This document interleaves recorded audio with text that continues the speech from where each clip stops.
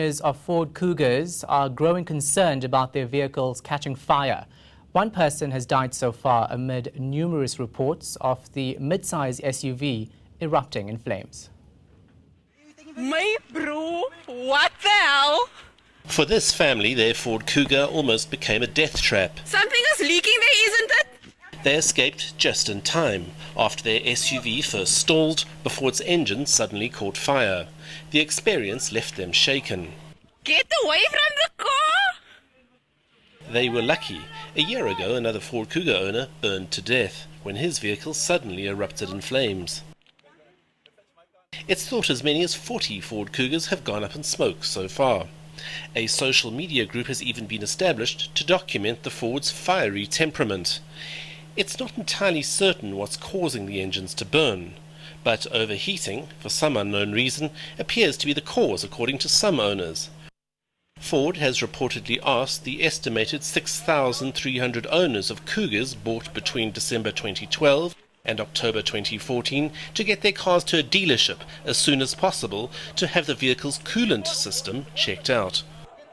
All right, let's get more on the story. Forensic consultant Dr. David Klatzow is investigating the cause of Reshall Jimmy's death. Jimmy died in December 2015 after his Ford Kuga caught fire.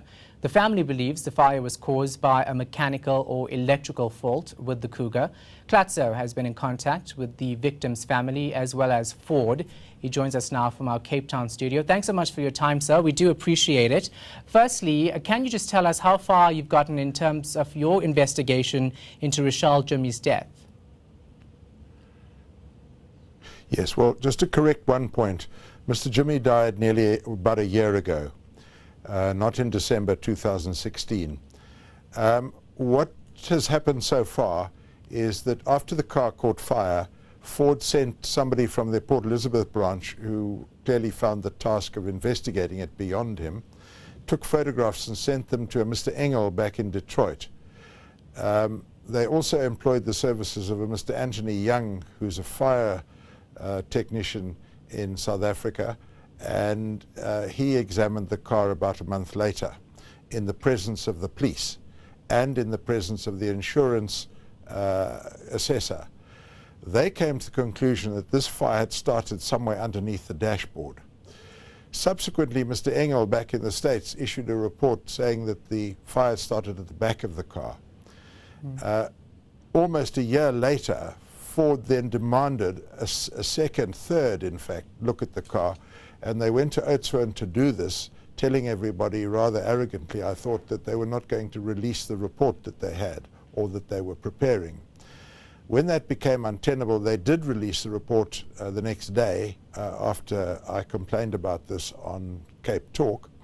And that report, unfortunately, was a very amateurish attempt to try and establish the cause of that fire. Distressingly amateurish for a company the size of Ford. Now, the problem with that report is that their expert, so-called, alleges that the fire started at the back of the vehicle. And it would appear from the evidence which is in the police docket and of the video of the car burning that that is not the case. Sorry to interrupt you. Anything is wrong. Sorry to interrupt you. I don't have much time. I just want to find out, have you been notified or are you aware of any other Ford Kugas that have encountered a similar problem? Indeed, there are two different problems.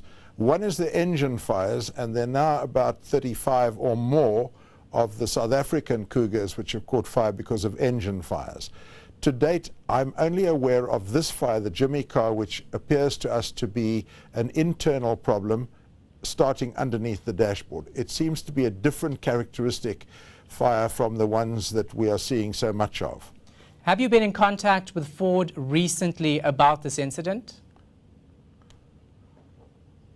Yeah, we have. We met with Ford on 2 occasions. Unfortunately, Ford's approach to us is rather aggressive, not helpful at all, and they seem to be in some kind of denial about the subject. All right, thank you very much for your time. We do appreciate it. That was forensic consultant Dr. David Klatzow.